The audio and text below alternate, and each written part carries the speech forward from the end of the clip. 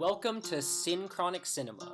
I'm your host, Case Esparros, and I'm very excited for this episode because we have the one and only Jamie Stewart of Xiu Xiu on the line. Jamie is someone I've been seeing live constantly in Los Angeles since I was in high school, and has been constantly leaving me on the edge of my seat with his songwriting ever since. I cite him all the time as a source of inspiration to me, and is someone whose work means a whole lot to me. He's had a prolific run with his Los Angeles native experimental band Xiu Xiu since 2001, breaking down musical normalities, and hasn't been slowing down ever since. Jamie is also quite the film enthusiast, so today we will discuss his relationship to cinema and its influence on his work. Thanks for being here with us today. Oh yeah, a pleasure. Thanks for asking. Obviously, Xiu Xiu is named after Xiu Xiu the Sent Down Girl. Correct. On your Wikipedia, you're quoted as, it might not be a right quote, but it says that you've said that film has inspired. Well, sure. On your Wikipedia, it says, the film has... Our Wikipedia page is fraught with misinformation. I'm sure, but... is that true? Yeah, it is correct that we did name the band after that movie. Corey McCulloch, who I started the band with, he and I had seen the movie when it was in the theater, not together, but at the same time that it was publicly released. And we're starting this new band. We had played in a couple other bands together. We were starting this new band, and at the time, both of our lives were complete shambles, and basically every time we tried to do something to improve our lives, it completely backfired. Yeah. Which is exactly what happened to the protagonist in the movie Xiu Xiu. Right. Obviously, it couldn't be in more different circumstances. We were living in San Jose in the early 2000s, and our two, white guys, and she was living in China during the Cultural Revolution, and was a Chinese woman. However, we related to her efforts to change things and have the world decide that all of those efforts were for naught.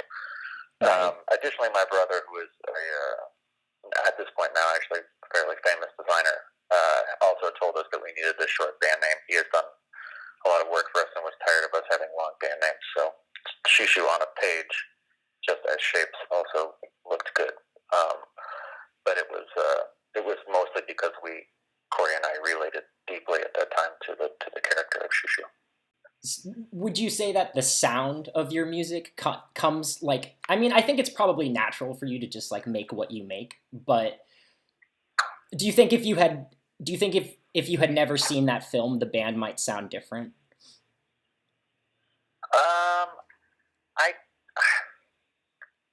We had kind of been working on the sound of the band prior to having come up with the name for it, so I don't know if the sound would be different. But generally, the sound of the band is deeply affected by movies. I think that movie helped us to put into focus what we were trying to put across emotionally, and right. For lack of a better word, conceptually, but in terms of the sonic influences, it didn't have so much to do with the movie. But the movie deeply kind of coalesced, or kind of put a fine point on our intent. Right. So, I think a lot of people would probably relate you to devastating cinema, but I'm interested. That's not unfair. I guess it's pretty fair, but I think I'm interested in just kind of your background in cinema, take it, as far back as you can remember. God, I never thought about that. That's interesting.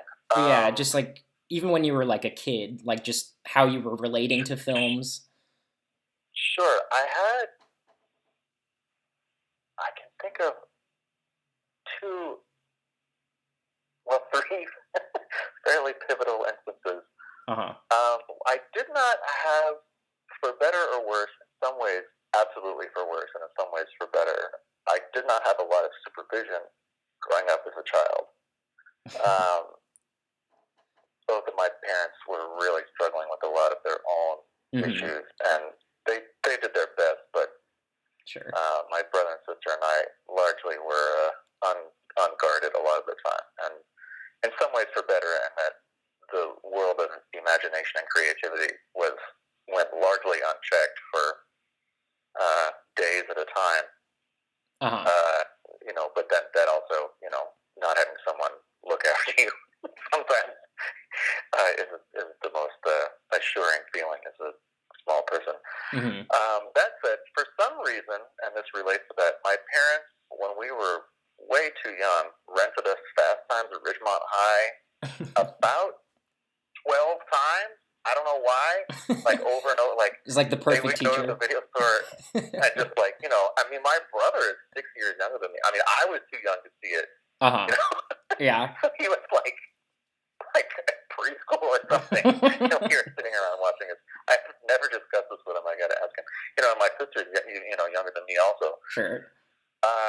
And we, the three of us would be watching this. I recently rewatched it on an airplane and was stunned at how much of it I didn't recall, and stunned at how wildly inappropriate it for a preschooler. So seeing that many times as a child, I think, in terms of cinema, might have opened a door into me being beyond my control, adapted to things that were quote unquote wrong. And then, despite my parents not really supervising us particularly, my dad was a very successful musician, and my mom was a hippie. So they were both interested in art. So my mom would take me to go see art movies as a kid. From the time I was in junior high, like in the theater. In the theater, yeah. And it's like kind of junior high, early high school. There was something she and I would do, not a bunch, but we probably saw 20 movies together or something. Yeah. And when I grew up in Los Angeles in the Valley, and there are far fewer now, but at that time there were probably 10 or 15 art houses in the Valley, which is the fucking suburbs. I mean, not even in like the cool part of LA. Sure. So we would, we just knew we wouldn't even know what the movies were. I mean, we would just, we knew which theaters showed art movies, so we would just go and see a bunch of those. I don't really remember a lot of what we saw, but it was very apparent to me that these were totally different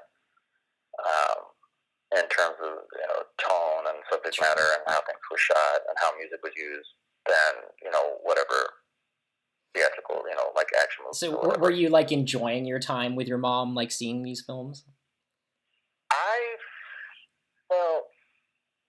I felt cool, definitely, and I was wanting to be a cool kid. Sure. Or I was beginning to understand what counterculture was, and beginning to understand that there was music beyond what was on regular top 40 radio.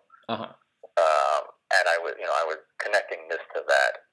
I mean, I couldn't. I mean, at the time, she didn't know anything about movies, really. I think she was a very, very, very young when she had me. So I think it was a fairly similar experience for her. I think she was also still trying to kind of find what was interesting to her as a person, and then realizing that it's something that we could relate to as humans together. Were you having like musical ambitions at the time, like while you were watching these with her? Like had you been playing? There wasn't really that connection. It was really more about finding something special, I think, or finding something that was more meaningful, or that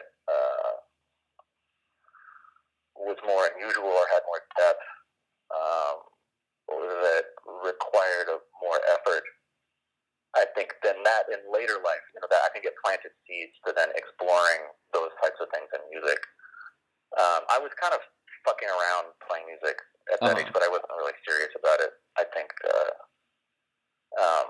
but it definitely planted those seeds in terms of continuing to look for those types of things generally in life. And then I had a godmother, or still have a godmother, she's still alive, who was a very famous folk artist. And she took me to see the Kurosawa movie Ron when I was in junior high. Okay, yeah.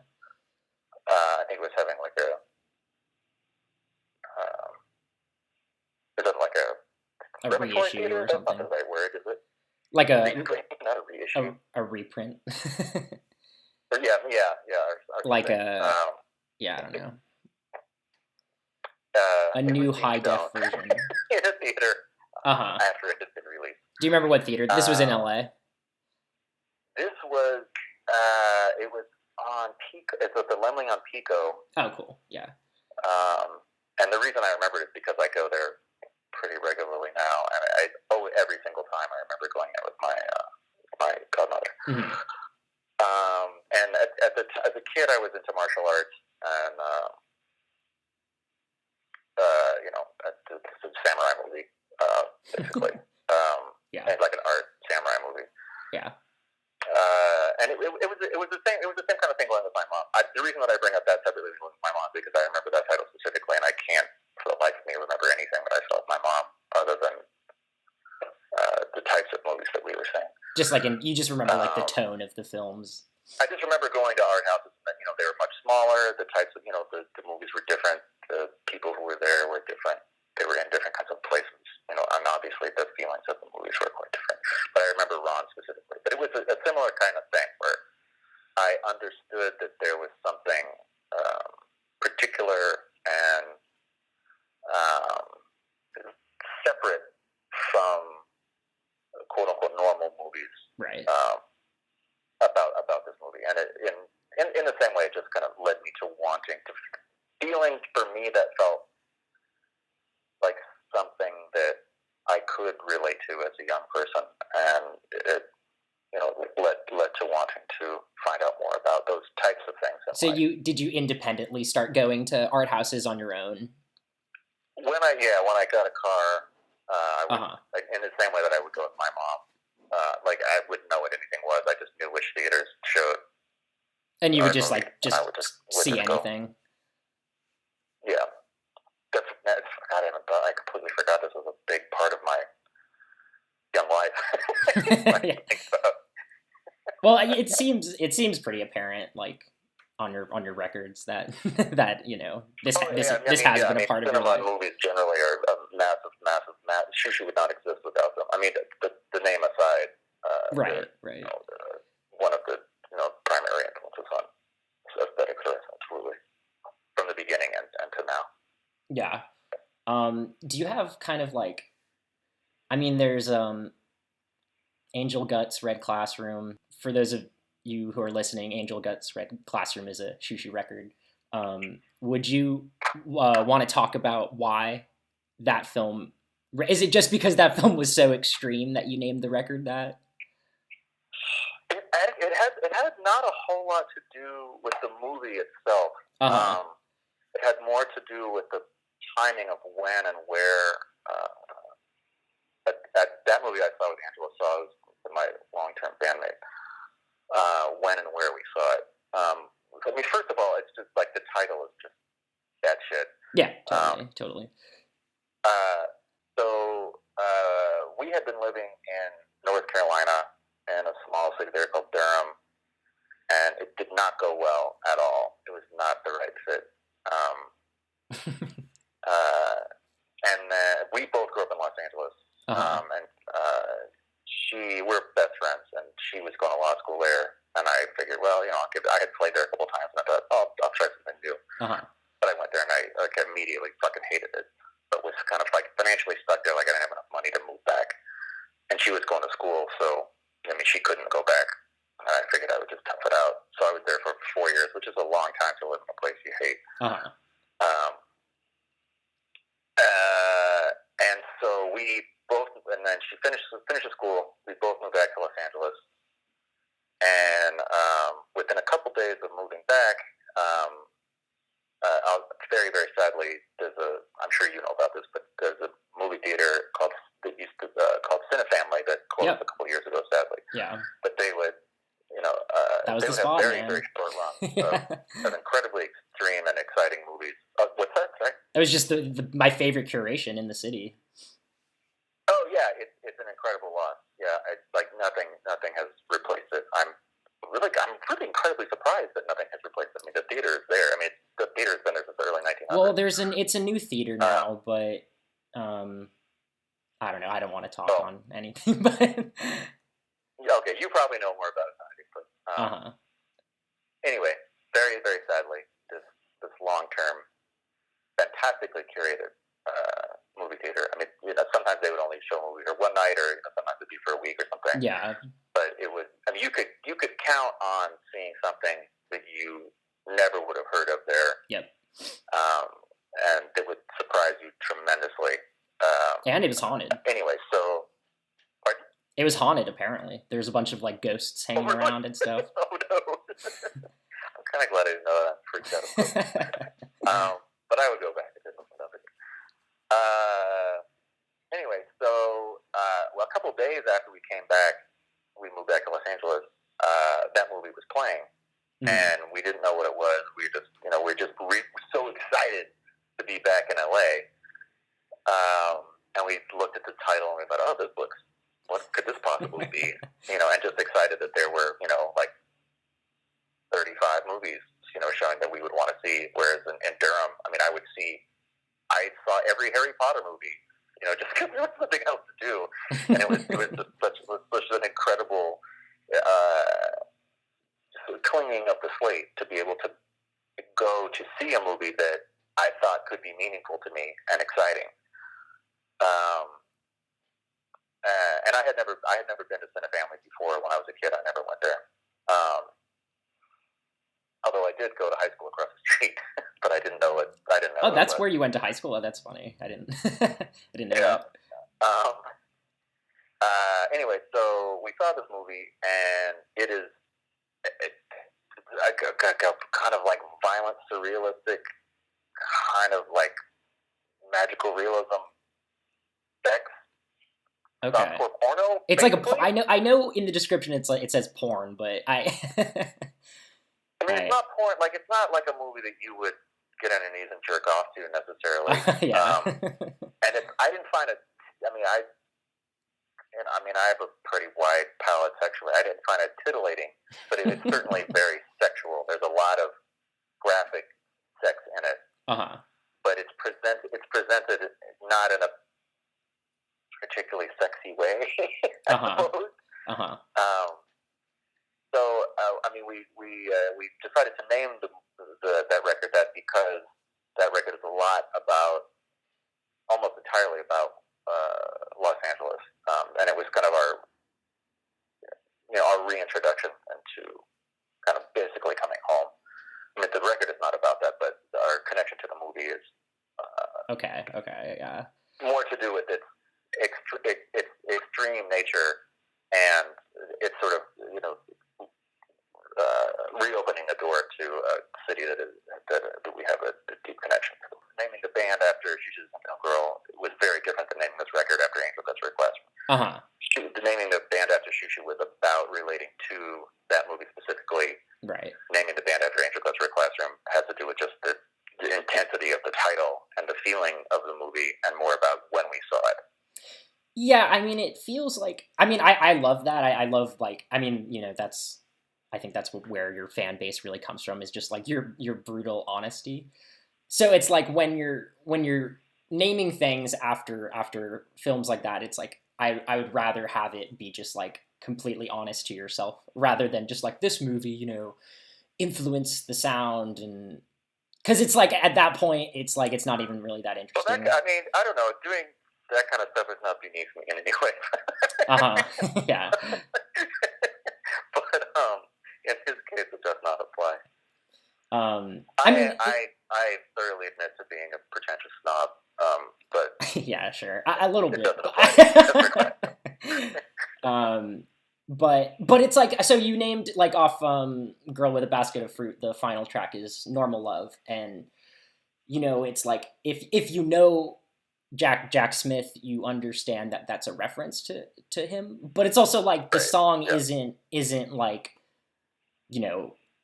mentioning Jack Smith in any way. It's obviously a very personal song. Yeah, it's I mean, it's a. Because I just admitted that I'm a pretentious snob, I'm now trying to answer this in the least pretentiously snobby way possible. It is a regular practice of ours to, we'll do just that. We'll take a reference to something that doesn't necessarily specifically have to do with the song, but in a roundabout way may have to do with the idea of the band, or the feeling of of things that we have done in the past. It's hard to explain, but it's like if you're watching like a Jack Smith film, it's like to me it's like the same kind of just like no like hold kind of that Xiu Xiu's music has. It's like the same energy. That's a very nice. That's an incredible compliment. As I'm a big Jack Smith fan. Yeah, and he means a lot to me too. Yeah, I mean, I think that's where the idea behind doing something like that would be. It's an homage to. I mean, I don't think I had even really heard Jack Smith until the band had existed for 10 years or something. Mm-hmm. A friend of mine named Jonathan Berger introduced me to him, and then I realized that there was a lot about what he was doing that was very incredibly exciting to me. Yeah. And so it's as much an homage to.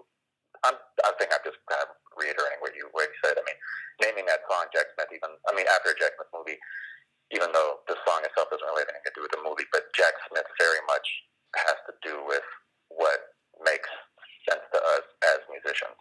Yeah. Yeah, I mean, that's something that we'll do a lot. Titles may or may not have something to do specifically with the song, but will have something to do specifically with something that is close to us in one way or another. I mean, it's almost, I guess, it's like an incredibly short poem. Totally, yeah, and like the playful violence of his films, it's just they go hand in hand. Yeah, and just his kind of chaotic fearlessness of chaos, but nothing ever seems meaningless. Yeah. Yeah. Like the chaos all has a reason, but it doesn't seem overly worked. Yeah. Which is something that I would aspire to, considering I overwork shit to death. But wanting to not overwork something is certainly something that I would find incredibly inspiring about his work.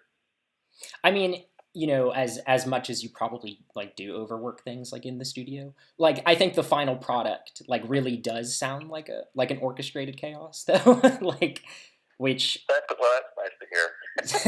But it's I think that's like what he was dealing with too, and just I'm sure he put an extraordinary amount of thought into what he was doing. Totally, it wouldn't work unless he. I mean, no one gets lucky that many times in a row just piecing shit together. Yeah, just like playing with their friends. Yeah, I have every confidence he knew exactly what he wanted to be doing. Absolutely. But was open to surprises. Yeah. Do you have any like films that you like come back to if you want to feel happy or you're trying to get inspiration? Like comfort films, maybe? Or discomfort? I mean, like everyone else in the entire world who wears black clothes, I rewatch David Lynch movies a lot. That's not a particularly interesting answer. Yeah, of course. My life wouldn't exist without him. Yeah, I'm the same way. I think there's not a lot, other than David Lynch, there's not a lot of movies that I will watch more than once or twice, largely because there's so many movies I want to see. Yeah, I'm kind of the same way. There's only so many hours in the day. Although I've watched Twin Peaks all 3 seasons, at least 4 or 5 times. Yeah. And I'm sure I've seen every movie. Although I've never seen Elephant Man. I've seen every other movie, Jamie, at least 5 times. You have to see Elephant Man. It was just leaving the Criterion. Yeah, it just got reissued this month. So it's on my list. I'll have to watch it before the end of the month because his movies are really difficult to find. Yeah. It's surprising, considering how popular. I'm sure he keeps a really tight hold on them, which I don't blame him for. I think other than David Lynch, there's not a lot of stuff. There's certainly movies that I might have seen once 15 years ago that are still incredibly present in my consciousness. I'm sure I don't remember them accurately at all. But like a skewed memory. Other than like a skewed memory of them. Yeah, I think I remember what they meant to me, and as things obviously do over time, I'm sure that's tremendously warped. If you open your Twin Peaks record, you say in the linear notes that you're on bended knees thanking David Lynch. Oh, absolutely, yeah.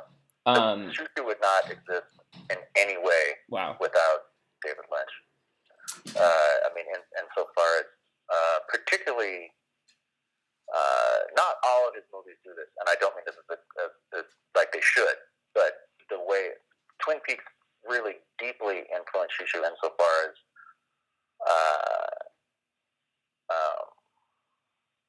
the menace in the air. Incredibly strange. Pardon? Just the kind of menace in the air of Twin Peaks. Oh yeah, it's incredibly dark. It's incredibly strange, but it also it plays with both linearity and surrealism. There's a story, but at times it comes together and at times it doesn't come together. It's kind of there's a really strange sexuality to it, but it's also really funny, and it's also very sweet in a lot of ways. Yeah. At the time that the band was first starting, it was the first time I had watched the season, and that having all of those things happen at the same time was something that I really wanted to try to do musically. And we succeeded or failed to whatever degree, but that constant approach has been absolutely invaluable for us as a means of approaching aesthetics and sonics, in almost every way. Twin Peaks truly is really just the full spectrum of human emotions, just crammed into 3 quick seasons, and that's really what your music is too, in a way. It's not surprising to me. Thanks to David Lynch. Anything we've done is because of that. It's because of that. Do you have a early incredibly long movie? What's that? Do you have an early memory of your first experience with watching a David Lynch film? Oh yeah, really profoundly, because it's not the coolest memory. Again, not being totally well supervised as a child. It is long gone, but there used to be this discount movie theater in the valley on Reseda called the Pepper Tree, that now is a grocery store. But they'd show movies that had been, that were 6 months old, and you could go for $2 or whatever it was. I can't remember, but something that a child could afford to see.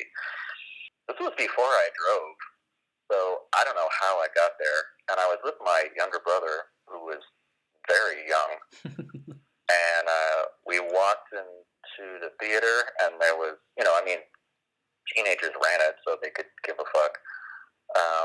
And we thought, okay, Firewalk with Me was playing, and we're like, I wonder what that is. So we go up, and there's no one to sell us the tickets. It's a funny first one to see. In, and there was no one was in the lobby at all. No one was except the band. So 2 children, we walk in halfway through Firewalk with Me, Where it gets really brutal. And my brother, I can't remember how old we were, but I mean, he would have been like 6 or something. Mm-hmm. I can't remember. Mm-hmm. I mean, he was a child, like an absolute child. And we sat there watching together, and both of us. I was like too scared, and the movie was about halfway done. So you hadn't seen Twin Peaks before, like to leave. You just started with Firewalk with Me. Yeah. I mean, but as a kid, I had no idea who David Lynch was or right. who Twin Peaks was. Yeah. I would hear, it was mentioned in pop culture a lot, but I was kind of too young to really totally understand. I mean, I was 12 or something. Yeah. Yeah. Okay. So if I was 12, my brother would have been 6.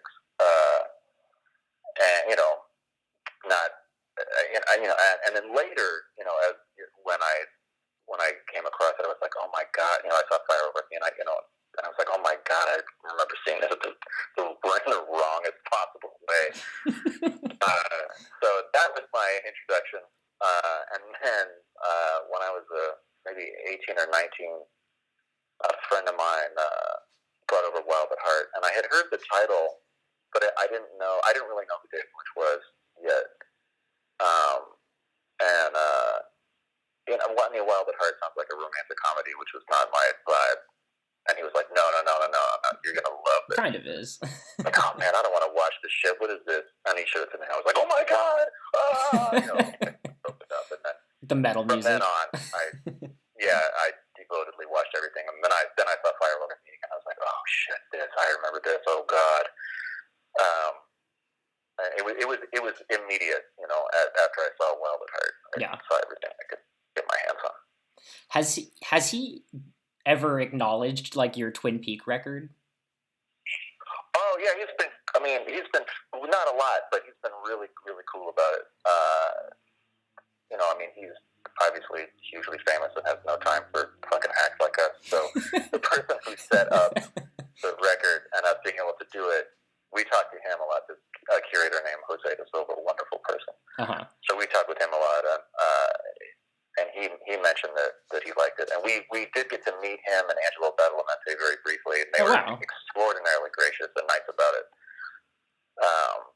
He asked us to play the first Festival of Disruption, playing some songs from we did a record of Twin Peaks covers, and we opened the show playing 3 or 4 songs. Got asked to do it before the 3rd season was announced.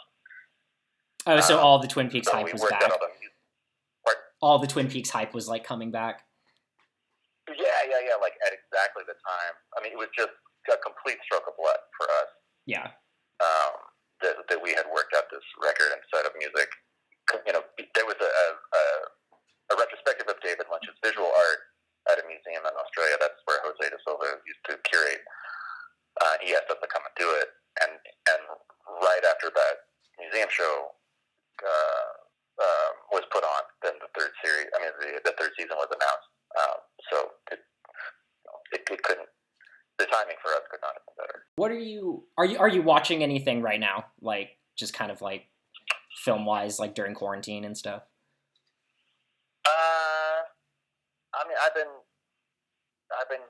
I have the Criterion Channel and Movie, so I'll watch stuff on that, and then just whatever kind of mind erasing garbage series that people watch, because it's a terrifying time to be alive, and sometimes it's a good idea to watch something trashy.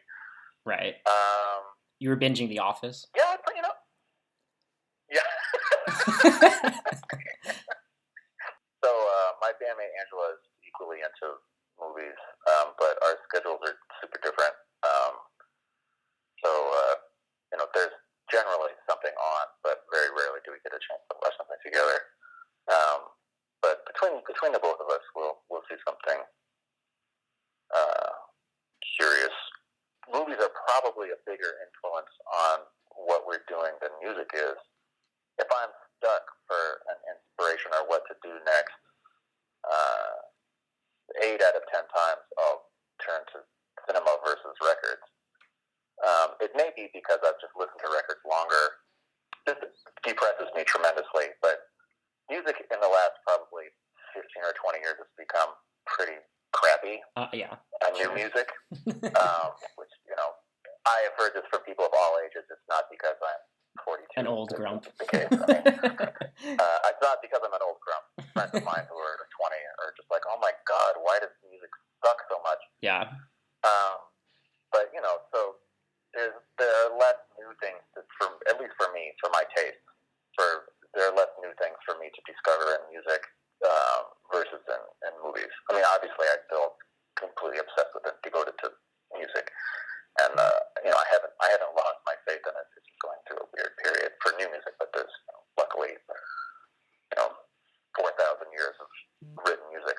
And, I think the oldest piece of music is, was written 4,000, that's been recorded, was written 4,000 years ago. So, there's a lot of music from the past still to discover. And I believe music will come around and something wonderful that is new will happen again. For sure. But, I don't know anything about movies. I see a lot of movies. But I think I purposely am just trying to be a fan and not trying to turn it into work in any way. Yeah. Or turn it into a pursuit. Yeah. And I think because there's a freedom to my interest in movies, the inspiration is more sparkly and more electric than it is with music. There's a lot of baggage with me and music.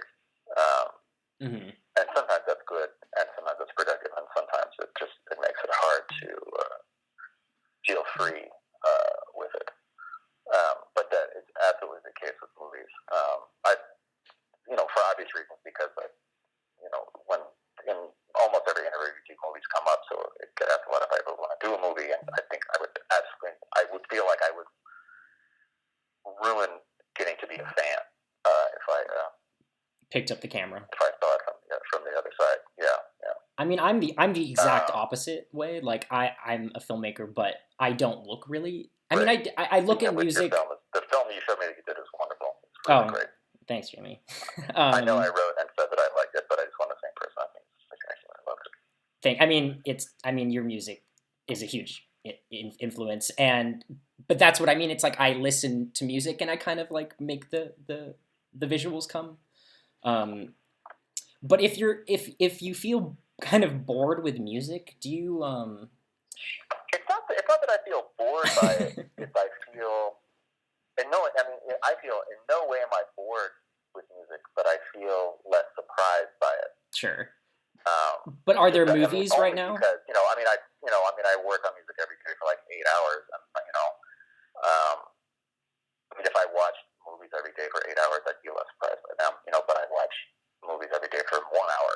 So it's not that they're boring. It's just that I know the inner workings of music a lot more intimately than I do movies. So there's less of a spark.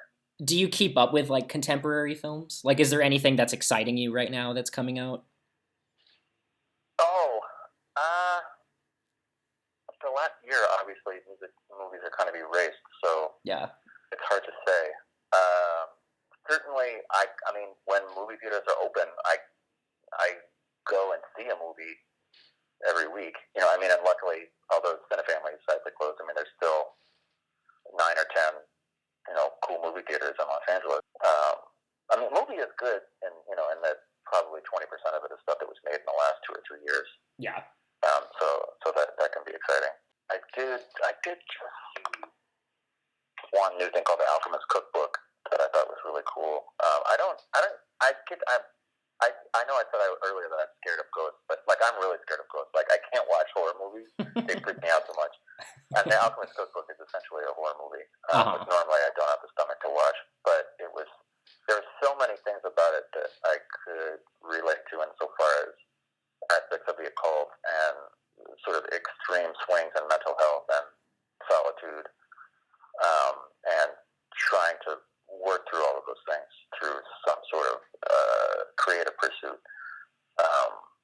I felt a real deep connection to the movie, even though it was very scary at times. It's hard for me to watch. Okay, yes. The answer is yes. I'm still looking. I'm still going to new movies. Okay, cool. Okay. So do new movies excite you more than new music? Oh, I mean, it's not that new music doesn't excite me. It's just that shitty music aggravates me.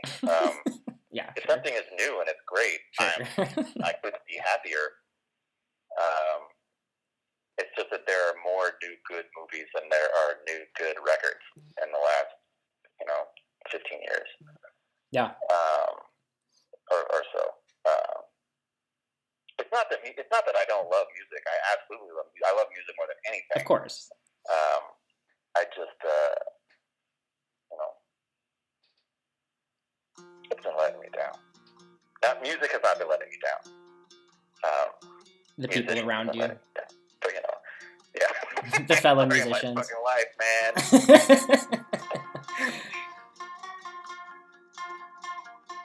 Thanks for listening to the second episode of Synchronic Cinema. New year, a lot of exciting things are going to be happening on the Dancing Fireman label, so keep your eye out.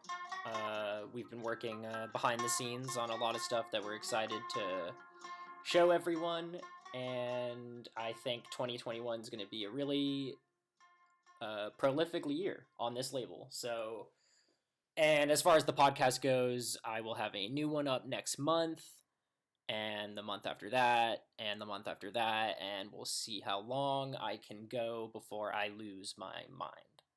All right, guys, see you next month. Bye.